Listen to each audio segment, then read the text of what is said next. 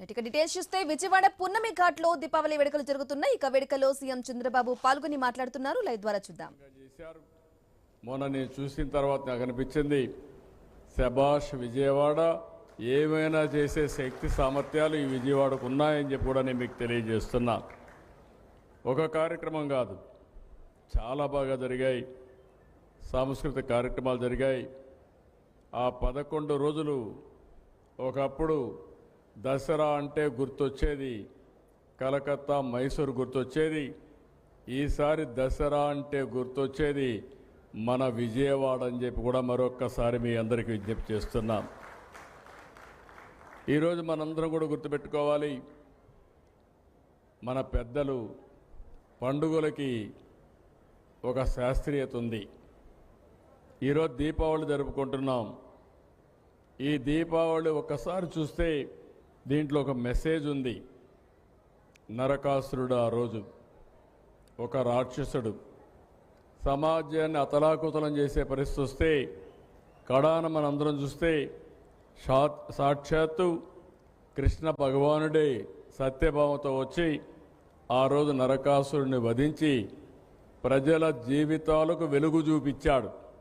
అందుకే ఈరోజు మనం అందరం దీపావళి పండుగ చేసుకుంటున్నాం. ఇది చూసిన తర్వాత మనం గుర్తుపెట్టుకోవాల్సింది, ఇంత మునుపు కూడా చరిత్రలో కూడా చాలామంది రాక్షసులు ఉంటే ఆ రాక్షసుల్ని ఎవరూ ఓడించలేకపోతే, లేకుంటే వాళ్ళని తుదముట్టించలేకపోతే కడాన భగవంతుడే వచ్చి వాళ్ళని శిక్షించి సమాజాన్ని కాపాడారు. అలాంటి రాక్షసుడే మనం చూస్తే 1924లో ఈ రాష్ట్రాన్ని పట్టి పీడిస్తూ ఉంటే ప్రజలే ముందుకొచ్చి మేము నిమిత్త మాత్రులం, నేను కానీ మా మిత్రులు పవన్ కళ్యాణ్ గారు కానీ బీజేపీ కానీ 3 పార్టీలు కూటమి పెట్టుకొని మేము మీ ముందుకొస్తే ప్రజలు మీరు స్పందించారు. 94% స్ట్రైక్ రేట్ అంటే నా రాజకీయ జీవితంలో ఆంధ్రప్రదేశ్లో ఎప్పుడూ చూడలేదు. అలాంటి విజయాన్ని ఇచ్చారు. అయితే ఈరోజు మనం గుర్తుపెట్టుకోవాల్సింది, ఈ పండుగ మనకందరికీ ఒక మెసేజ్.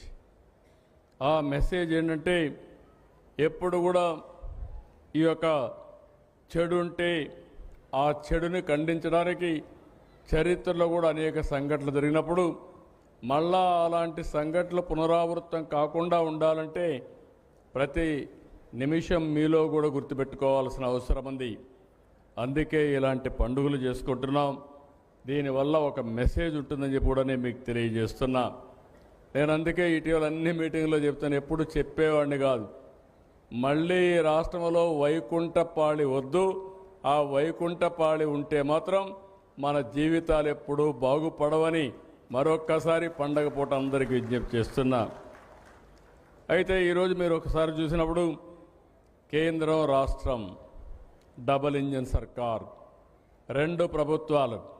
ఈ 2 ప్రభుత్వాల వల్ల ఈరోజు ఎక్కడ చూసినా ఒక పాజిటివ్ వైబ్రేషన్ వచ్చే పరిస్థితి వచ్చింది.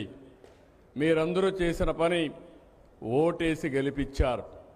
ఆ ఓటు వల్ల ఈరోజు రాష్ట్రంలో 22 మంది ఎంపీలు మనం గెలిచాం. దీనివల్ల మీరు ఒకసారి ఆలోచిస్తే కేంద్రంలో ఈరోజు అన్ని పనులు మనకు అయ్యే పరిస్థితి వచ్చింది. వెంటిలేటర్ పై నుండే ఆర్థిక వ్యవస్థకి ప్రాణం పోసిన ఘనత కేంద్ర ప్రభుత్వాన్ని అని చెప్పి కూడా నేను మీకు తెలియజేస్తున్నా. ఈరోజు ఒక భరోసా ఇచ్చాం. ఒక భరోసా ఇవ్వడమే కాకుండా ఈరోజు 1-2 పనులు కాదు, నాకు అనిపిస్తుంది ఈరోజు మీరు చూసినప్పుడు 15 నెలల్లో మళ్ళీ ఆర్థిక వ్యవస్థని గాడిన పెట్టే పరిస్థితికి వచ్చాం. ఆ రోజు మేము సూపర్ 6 చెప్పాం. సూపర్ 6 మీరు ఒక్కసారి చూస్తే చరిత్రలో ఎప్పుడూ ఇవ్వని విధంగా పింఛన్లు ఇచ్చాం, తల్లికి వందనం ఇచ్చాం, స్త్రీశక్తి ఇచ్చాం, అన్నదాత సుఖీభవ, అన్నా క్యాంటీన్, దీపం 2, ఆటో డ్రైవర్స్కి భరోసా. కడాన నిన్నే మా ఎంప్లాయీస్ కూడా ఇక్కడే ఉన్నారు, నాయకులు ఇక్కడే ఉన్నారు. ఎంప్లాయీస్ కూడా ఈ ప్రభుత్వంలో భాగస్వాములు కాబట్టి వారికి కూడా ఒక్క విడత డిఏ ఇచ్చి, హెల్త్ కార్డ్స్ కూడా 1 నెలలో పూర్తి చేస్తామని హామీ ఇచ్చి, పోలీసులు అయితే ఎప్పుడూ డ్యూటీ చేస్తూ ఉంటారు, అలాంటి వారికి 1 నెల సరెండర్ లీవ్ కూడా ఎన్కాష్ చేసుకోవడానికి 210 కోట్ల రూపాయలు 2 ఇన్స్టాల్మెంట్లు ఇచ్చే పరిస్థితికి వచ్చాం. ఇవన్నీ చేస్తూనే ఇంకో పక్క సూపర్ జిఎస్టీ, సూపర్ సేవింగ్స్ జరిగాయి. ఒకప్పుడు 18% ట్యాక్సులు కట్టేటివి ఈరోజు 5%కు వచ్చాయి. 12% కొన్ని 0% ఇదికి వచ్చే పరిస్థితికి వచ్చింది. ప్రతి ఒక్క కుటుంబానికి మేలు కలిగే జిఎస్టీ రిఫార్మ్స్ వచ్చాయి. ఈ రిఫార్మ్స్ కూడా మీరు ఒక్కసారి చూస్తే ఇవన్నీ కూడా నెక్స్ట్ లెవెల్ జనరేషన్ రిఫార్మ్స్కి మనం ముందుకు పోయే పరిస్థితికి వస్తున్నాం. నేను కామన్ మ్యాన్ అడుగుతున్నాను, దీనివల్ల లాభం ఏంటంటే మాకు వెసులుబాటు వచ్చింది, మా జీవన ప్రమాణాలు పెరుగుతున్నాయి,